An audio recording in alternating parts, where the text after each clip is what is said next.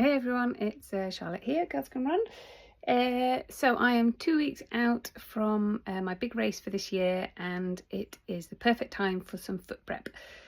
One of the questions I get asked is how I make sure my feet don't ruin a race and how I maintain without any blisters for a race. So I thought I'd give you a little insight as to what I do 2 weeks before race day. So I try and keep my foot prep pretty straightforward and quite basic. Ever since I did the MDS in 2022, I have been pretty meticulous about my foot care. So I am quite lucky now that my feet are in pretty good condition. I have lost toenails, but they tend to grow back and look okay. So as you can see, I don't have any calluses. I don't have any any tough skin that needs sorting out, but that doesn't mean to say I relax or get complacent about looking after my feet. So my routine is pretty much something that I'll do every in this level of detail, every couple of weeks, but I keep a pretty tight ship when it comes to my feet. So this is my day-to-day kit. So obviously I'll take my nail varnish off first so I can see what's going on underneath, make sure my toes are okay. A good foot file, I make sure it's only used for you. Hygiene is really important. And a good nail file, and some little cuticle clippers, the Trailskins foot balm that I use as a sort of a maintenance, and because this is an amazing sort of wax-based product, but if I'm doing something where I need it to sort of soak into my feet quite quickly, then I'll use more of a cream. So one of these two is generally what I'll use on my sort of day-to-day maintenance, so I shall show you what I do. Optional tired dog as well.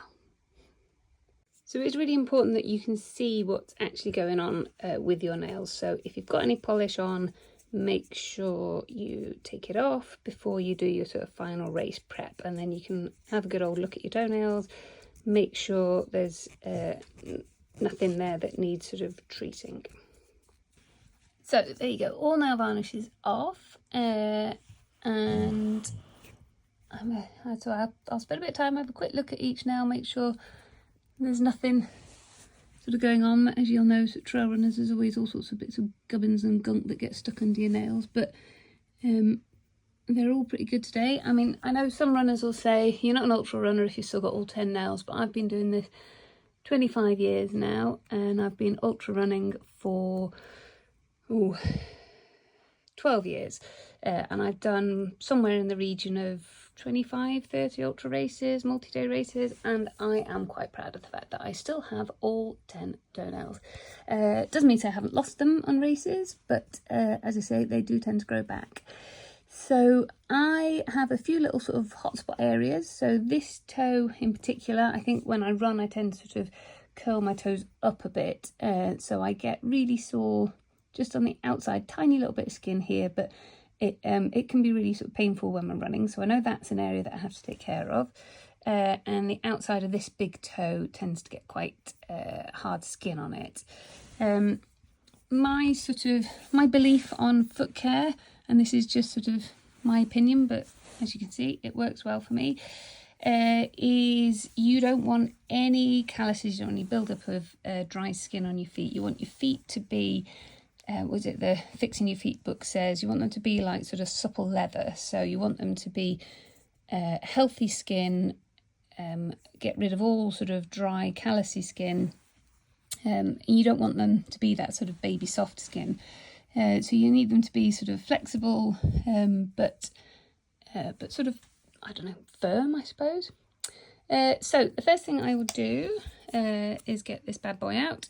This is obviously only used for me. If you're in a household of lots of people, please make sure you get one of these, and this is only for you, and don't share it with anyone else. Foot hygiene is really important.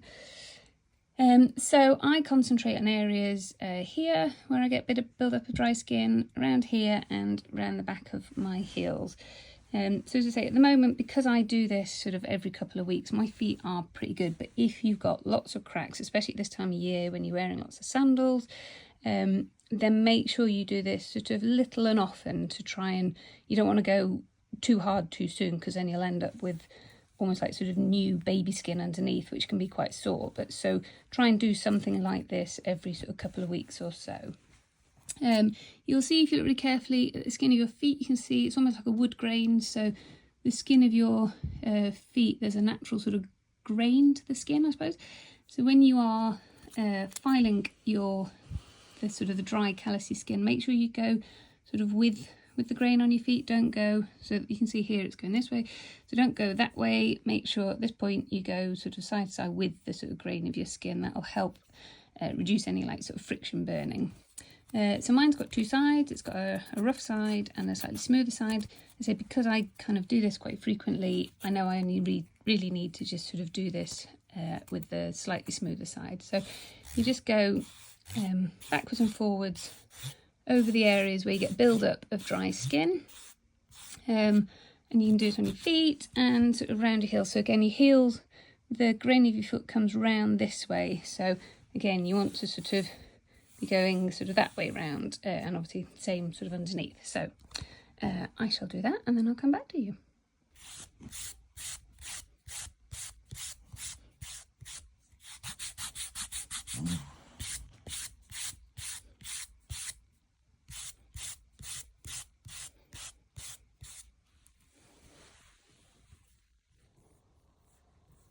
Okay, so that is the main bit of my foot filing done.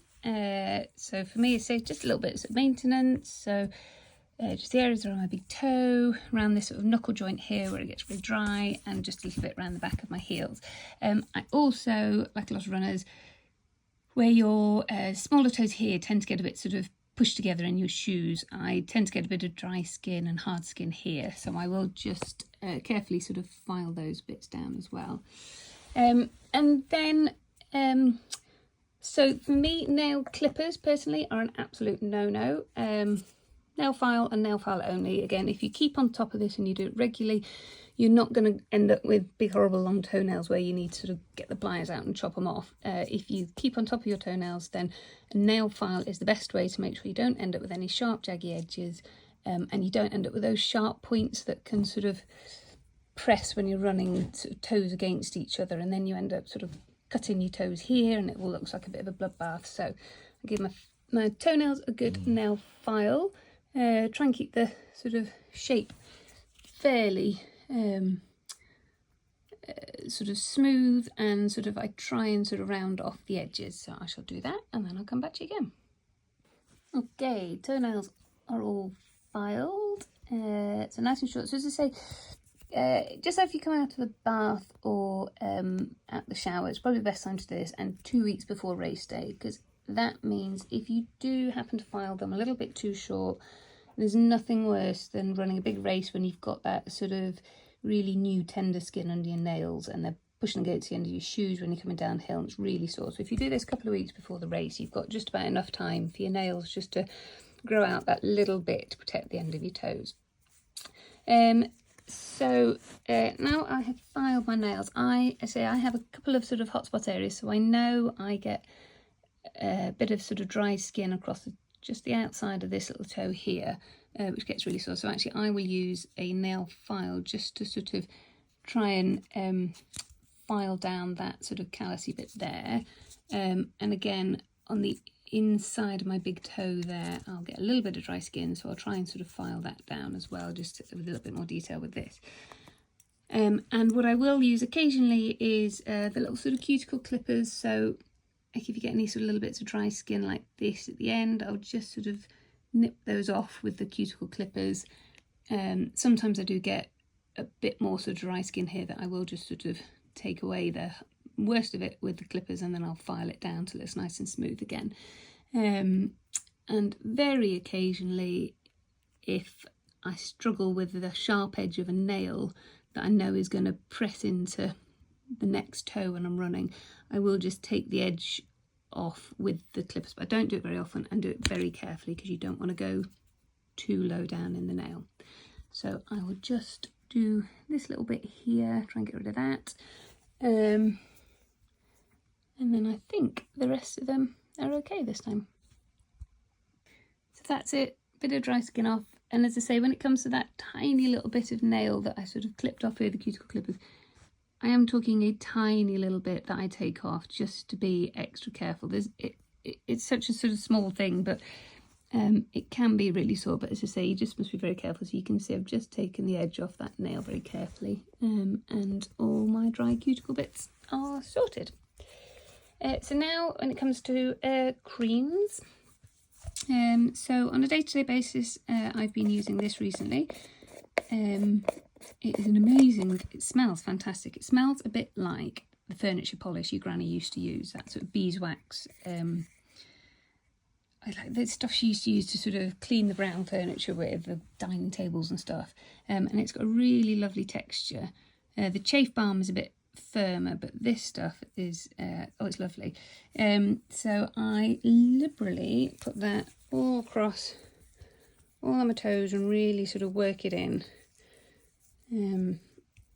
Get it sort of right in between your toes, all those bits that you've just sort of taken all the hard skin off. Really work that into the bottoms of your toes, into the edges of your big toes and those sort of knuckle joints that can get quite sore. And then pop under your heels and do the same. And really sort of work that in. And then the best thing to do is pop a sock on your foot, either for the rest of the day or go out for your run when you've got your socks on, or just for half an hour or so and let it absorb in. And then if you want to, you can pop your sandals on if it's a nice hot sunny day like it is today. So yeah, so I shall do that now. Really sort of rub it in into your heels, into your feet, pop a sock on, and then leave that for as long as you can. So that's it. That is my foot prep 2 weeks out from race day. I can't promise that after 105 miles running around the Lake District I'm not going to have a few blisters, and I may or may not lose a toenail, but I know from practice and experience that this is the best technique that I have found that works for me. I personally don't think there's any excuse for hobbit feet or losing toenails, or when you see those ultra runners and they've just got like one tiny little stump of a nail left and it's pretty minging. So yeah, so I am quite pleased about the fact that my feet are still pretty normal and healthy looking. The skin is nice and smooth. All calluses and dry areas have gone, and my feet are pretty much race ready now to get the rest of me ready. So that's it from me and Maggie Dog. That's our pre-race 2 weeks out foot prep advice, and I will maybe try and do another little video of how I prepare my feet with tape and how I get myself ready for the actual race itself, and which products I use to try and make sure my feet are as well protected as I can get them. Okay, see you again. Bye.